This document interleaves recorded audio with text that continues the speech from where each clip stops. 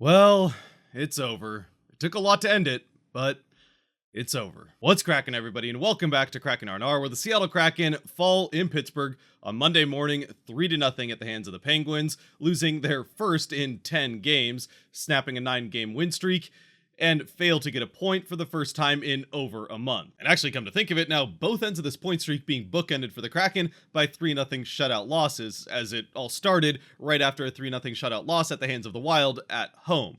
And that was back when the Wild were actually playing well, so it's not quite as embarrassing as if that same thing had happened right now with the Wild struggling mightily. But I suppose, on the other hand, that also means the last time the Kraken got shut out 3-0, they did go on a 13-game point streak and won 11 of those, so maybe it'll happen again. And with this game, there are a lot of reasons that it ends up going the way it does, snapping that win and point streak for the Kraken. Certainly the biggest of which I do not want to overshadow, is the performance of the Penguins. They played a fantastic game in this one against the Kraken. I would say by play of opponent, certainly the toughest matchup the Kraken had. Maybe in the win streak, certainly in the new year, I would say. There's been a couple of other games along the way here that the Kraken played very well to overcome good performances by their opponent. Certainly helped out by incredible performances by Joey Daccord. But in this one, the Penguins, I would say, definitely were one of the toughest matchups the Kraken have had over this stretch, playing a fantastic game, really not giving the Kraken much, if anything, offensively, shutting down the Kraken forecheck pretty effectively, and then getting at least enough back the other way to eventually solve Daccord, getting the one goal that they needed to win, and eventually another one shortly after it, with the third being an empty netter. So for the Penguins, a fantastic performance, but for the Kraken, that certainly wasn't the only major factor. One of the others, and probably part of the reason that the Penguins were able to so easily seemingly shut down the Kraken offense, is that they just did not have it all on the ice. And I don't just mean in effort or energy from the team, though energy did seem a bit lacking for the Kraken in this one for reasons that I think are understandable and we'll get to here in just a second, but also because they were missing 3 players out on the ice. Obviously, Beniers and Burakovsky, who were day-to-day coming into this game, were going to be questionable, and neither of them played. Both of them, it sounds like, injuries. Burakovsky had a lower body injury, and Beniers, they didn't say, but again, likely concussion protocol or something around that hit he took into the boards. And then they were also missing Vince Dunn. Not to mention that then a period into the game, they lost Adam Larsson. Now, it is entirely possible that with Larsson, we already know this is the case, but Vince Dunn could also be in this category, that could be due to an illness going through the locker room here.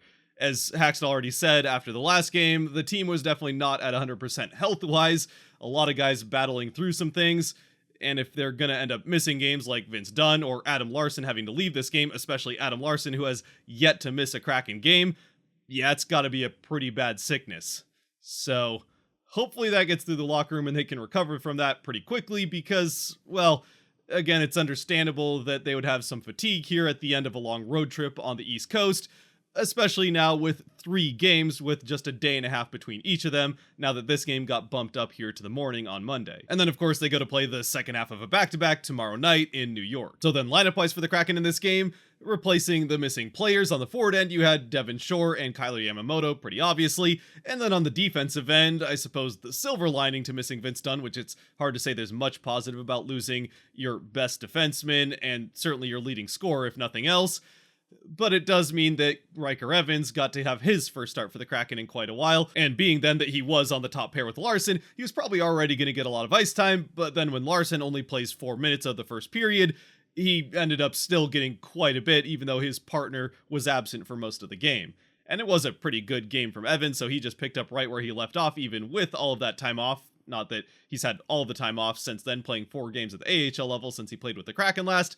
But either way, Evans playing pretty well in this game. So then as we do get into the game with Daccord in net again for the Kraken, which I was a little bit surprised by. I kind of thought they would go with Drieger in net for this one, assuming they'd go with him for one of the 2 games of the back-to-back. And then with this game getting bumped up and just a day and a half after the last game, it seemed like that would be a natural time to have Drieger start this one and then Daccord the second half, especially against a Rangers team that's doing better than the Penguins to this point in the season.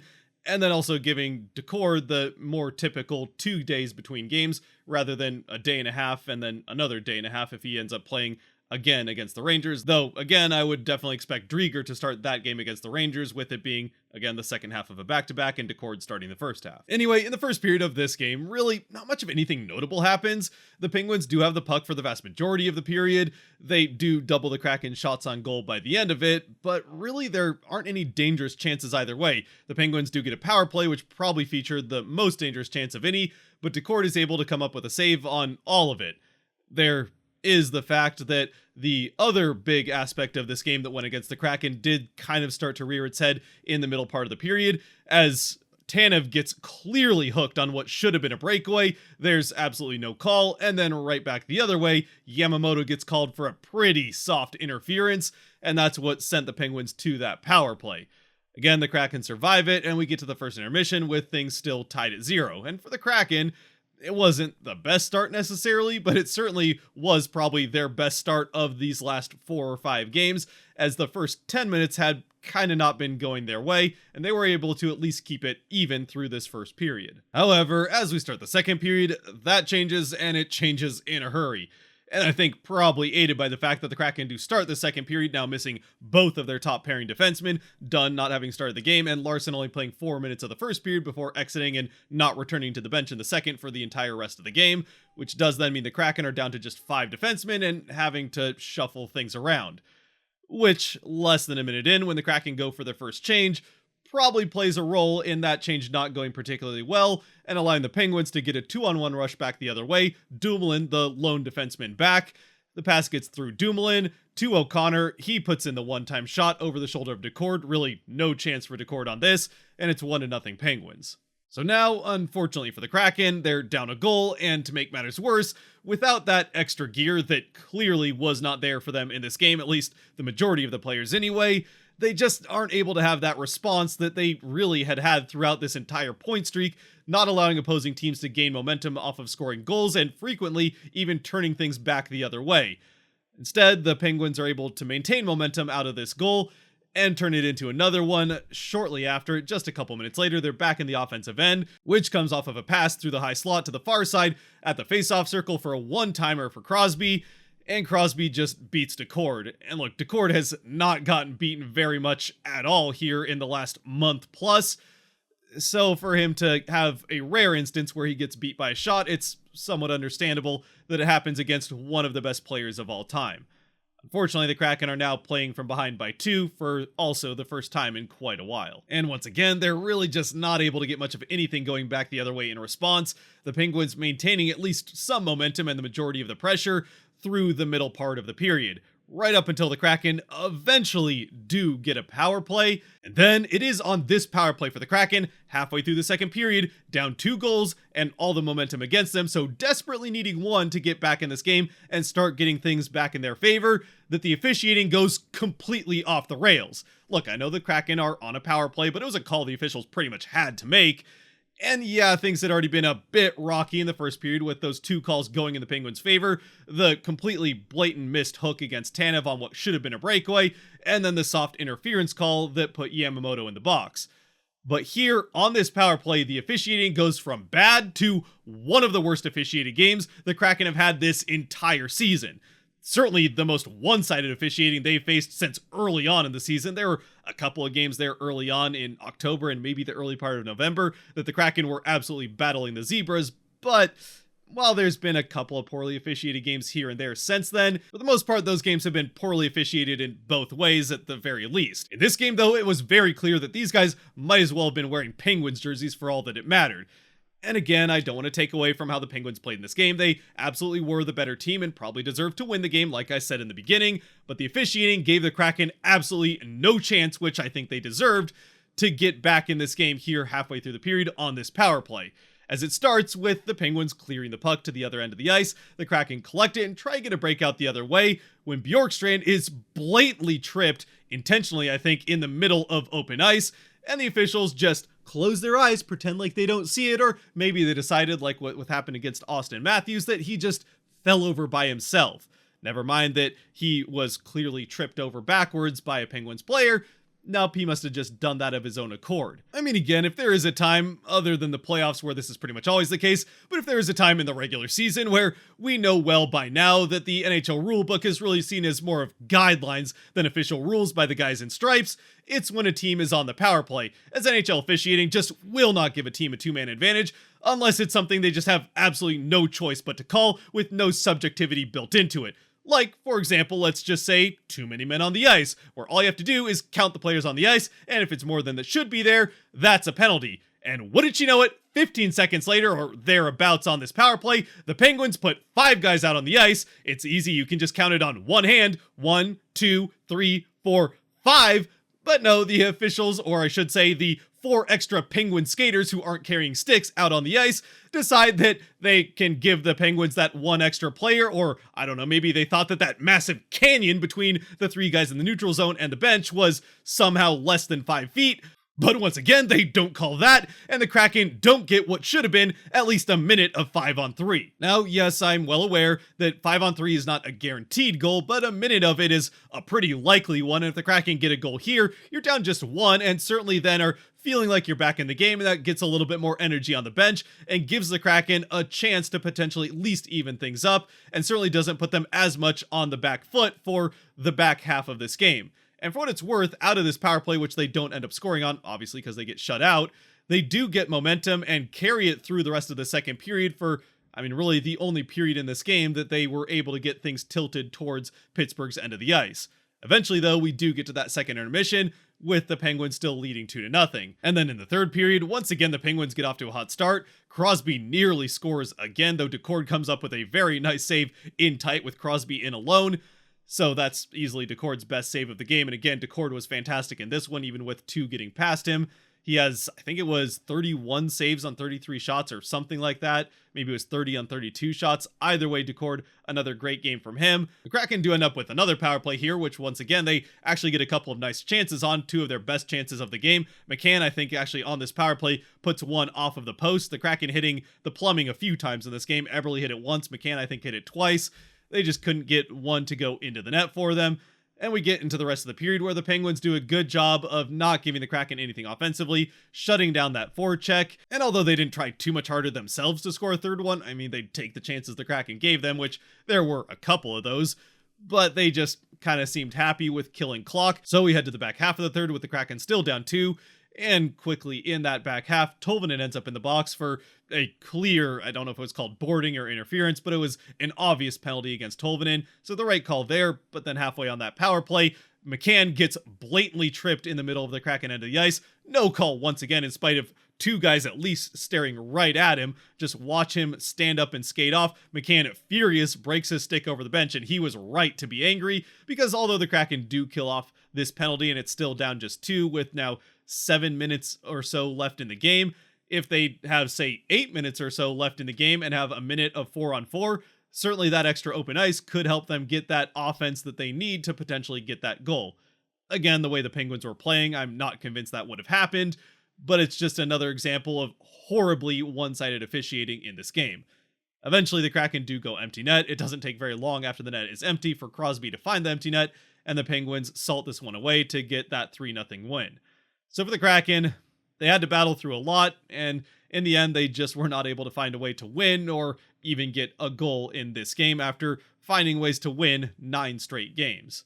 So, in the end with this game for the Kraken, it's obviously a bummer that the win streak and point streak comes to an end, but I suppose it was probably going to come to an end at some point. I mean, I suppose it didn't have to come to an end, but they were very unlikely to get points in their final 52 or so games of the season, so it was very likely going to end at some point, and for it to end this way, I think is maybe a little bit less frustrating. It would have been nice if they didn't get shut out, but they did have to battle through quite a lot in this game. A Penguins team that played very well, a Kraken team that was battling through injury and illness, so they're down 4 players. I mean, 3 from the roster coming in, and then 1 from the lineup just a few minutes into the first period. And then also just battling through not having a lot of injury, with this being the end of a road trip and one of the toughest spots in the schedule. I mean, even outside of everything else, we knew that this was going to be one of the toughest stretches in the schedule coming into the season, as you have a 6-game road trip on the East Coast that's finished with a back-to-back and then a road trip to Edmonton. So Yeah, you always kind of knew that these were going to be 3 tough games for the Kraken. And then on top of all of that, they also had to play against 4 Pittsburgh fans that were dressed as officials in this game. I suppose at the very least, the good news, if you can call it that, either way, they miss playing time. But the potential good news when it comes to the guys that do miss playing time, at least 2 of those could very likely be due to illness, and then more likely to return here shortly. With Beniers, again, I kind of think it's concussion protocol, so we'll find out. Who knows, maybe that's illness as well. And then Burakovsky, they do say lower body injuries, so maybe that's just the brown rain, but that, with his history, could actually be an injury, so we'll see about that. He's still listed as day-to-day as well. At least the good news there is they haven't put him back on the IR, which they did pretty much right away after his second injury this season. Either way, for the Kraken, they could certainly use a little bit more health, whether that's injury or, yeah, just sickness or lack of sickness would be nice, especially with now the Rangers, the Oilers, and the Leafs as their next 3 opponents. After those 3 games, though, they do have one of the easiest schedules in the entire league the rest of the way, which, considering they have battled through what was a terrible start to the season to now get back into the playoff hunt, does put them in prime position to fight back, have a good back half of the season, and find their way into that second playoff appearance in 3 years. And actually, you know what? While we're on the subject, let's take a quick look back here at just how important this streak has been for the Kraken now that we're at the end of the 9-game win streak and 13-game point streak for the Kraken, which really has salvaged the season for the Kraken and made this back half of the season a meaningful one for the team, which honestly, after that loss to the Wild on the 10th of December, it just didn't look like it was going to be.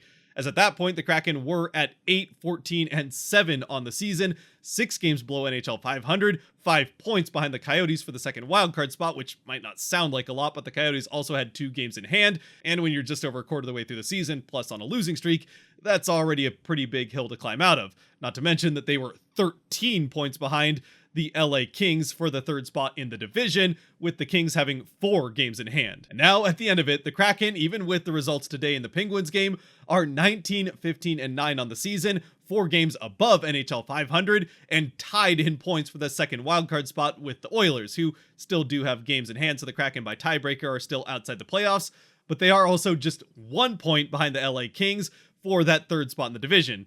The Kings still having the same 4 games in hand, so the Kraken still with a bit of a hill to climb to really get to that peak and back into the playoff picture, but the Kraken certainly have made this back half of the season one worth playing and fighting for to get back into the playoffs for that second time in 3 years, and again, with one of the easiest remaining schedules in the NHL, they have every chance to be able to do so. And you know what, since this is the first loss in a while and first game without points in even longer, I think we'll end it on that positive note with, well, I shouldn't say end it, we still have the Kraken 3 stars, but we'll go into the Kraken 3 stars on that good note of the positive outlook for the Kraken the rest of the way, and finally starting to think realistically about playoffs once again. As for the Kraken 3 stars in this game, again, as always, brought to you by the patrons over on Patreon. If you want to be a part of deciding these Kraken 3 stars after every Kraken game, you can help support the channel a little bit more than you already are by watching this point, by going to Patreon down below and supporting over there as well. And with the 3 stars, my first star in this game is going to be Joey Daccord, back into the 3 stars, unfortunately off of a loss in this one, but he gave the Kraken every chance to win this game. Again, I think it's 30 saves that he had on 32 shots, another fantastic game from Daccord, and while he didn't have the highlight reel save like he has had in the last few games, he still had a couple of pretty nice ones, and again, really did keep the Kraken in this game. Unfortunately, they just didn't really have the energy, drive, willing opponent or officials on their side to be able to do so. Or really, I shouldn't say officials on their side, I should just say officials having a neutral impact on this game, which they absolutely did not. Either way, again, Penguins' better team still won. Anyway, with the second star, I'm going to go with Jared McCann. He was probably the best forward out on the ice for the Kraken, maybe even the best player, did have certainly their best offensive opportunities other than one good one for Eberle, and I think Bjorkstrand had a pretty good shot as well. But McCann, another solid game from him as he starts to get his legs back under him. Hopefully he doesn't get whatever flu or sickness is going through the team. And then the 3rd star, and maybe I should have made him the 2nd star, but the 3rd star, I'm going to go with Riker Evans. He probably was actually the best skater for the Kraken, all things considered, in this game. Honestly, probably deserved a point. He had a couple very nice shots on goal, and again, those were somewhat hard to come by for the Kraken in this game. So Riker Evans probably looked like he had the most energy of any Kraken player out there, which is somewhat understandable considering he'd been sitting the longest of any player. Either way, those 3 guys are really the 3 that I can think of as deserving. Maybe there's a couple of other guys. Eberle, I guess, did have a decent game again. Oleksiak wasn't... he had a pretty good game. Otherwise, though, yeah, again, just not a ton of positives from a game where they don't score, and we're missing 4 players for the majority of it. So, yeah, we'll go Decord 1, McCann 2, and Evans 3. Hopefully, Evans continues to get playing time somehow, some way, because whenever he gets it, he's fantastic. That's been a battle here of late. But anyway, we'll be back with another R&R, probably not the same time tomorrow because the game's tomorrow night, so we'll have it the morning after as usual. But game tomorrow again, and hopefully the Kraken can bounce back and get a win in that one and start a whole new point streak and a whole new win streak. Until then, though, I'd love to know your thoughts down in the comment section below, what you thought of this game, how we're feeling now that that point streak has come to an end, and win streak as well. And yeah, until next time, as always, stay safe out there, be good to each other, God bless, and go Kraken.